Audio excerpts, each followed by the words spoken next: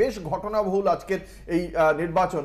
তো এই ষষ্ঠ দফার নির্বাচনে এতটা ঘটনাবহুল, এত মানে বিরোধ, এত বিক্ষোভ কেন হচ্ছে বলে সিপিএম এর মূল্যায়ন? দেখো, আমরা চাইবো এ রাজ্যের সমস্ত মানুষ যারা ভোটার তারা যাতে নিজেদের গণতান্ত্রিক অধিকার প্রয়োগ করতে পারে। নিশ্চিতভাবে দেখতে পাচ্ছি যে ৭৫% বা ৭৩% মানুষ ভোট দিয়েছে। আশা করবো হয়তো এটা ৮০-র কাছাকাছি বা ৮০-র মতো হবে, কিন্তু আমরা সেদিনই সফল হব, মানে সমস্ত রাজনৈতিক দল যেদিন ১০০% মানুষ নিজের ভোট দিতে পারবে। এই যে পরিস্থিতির কথা তুমি বললে না, এই বামফ্রন্টে আমরা দিতে পেরেছিল নিজের ভোট নিজে, এই হচ্ছে আপনার প্রবলেম। আমি আপনার সময় একটা কথা বলেছি। আচ্ছা বলো। এই যে পরিস্থিতি আমরা দেখছি, এই পরিস্থিতিতে সকাল থেকে আমরা কি দেখছি, যে বিরোধী প্রার্থীরা যারা যেখানে যেখানে যাচ্ছে আক্রমণের শিকার হচ্ছে, এবং একটা নির্দিষ্ট একটা মবকে তৈরি করা হচ্ছে, যেই মব গো ব্যাক স্লোগান দিচ্ছে।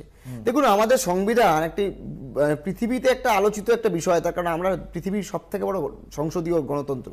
সেখানে আর্টিকেল 19/1 ক্লিয়ারলি বলে আপনি কোনো মানুষকে তার ফ্রিডম অফ এক্সপ্রেশন, তার মত প্রকাশ করার থেকে আপনি আটকাতে পারেন না। আপনি প্রচারে যদি কাউকে বাধা দেন, বা আপনি যদি কোনো কন্টেস্টিং ক্যান্ডিডেট বা তার এজেন্টকে বুথে ঢুকতে আটকান, তাহলে আপনার বিরুদ্ধে কিন্তু আইনানুগ ব্যবস্থা নেওয়া যায়।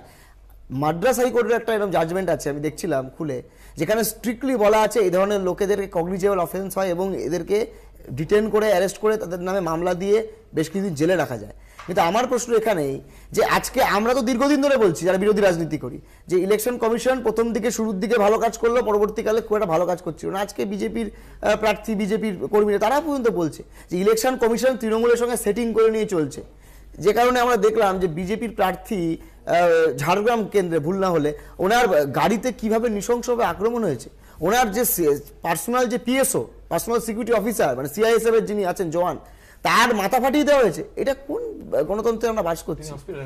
আমার মনে হয়, হ্যাঁ, ওনাকে হসপিটালে দেখলাম, আমার মনে হয় এটা তো হতে পারে না।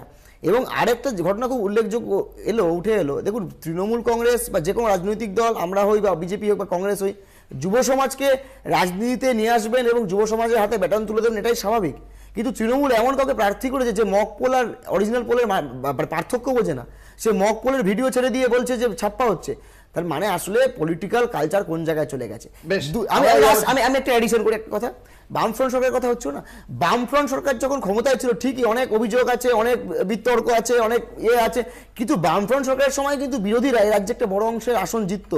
আপনার নিশ্চয়ই মনে থাকবে 1984 সালের নির্বাচন, যখন বাম এবং কংগ্রেস একে অপরের সঙ্গে লড়াই করছে, সেটা বামপন্থীরা 26টা আসন পেয়েছিল এবং কংগ্রেস 16টা আসন পেয়েছিল।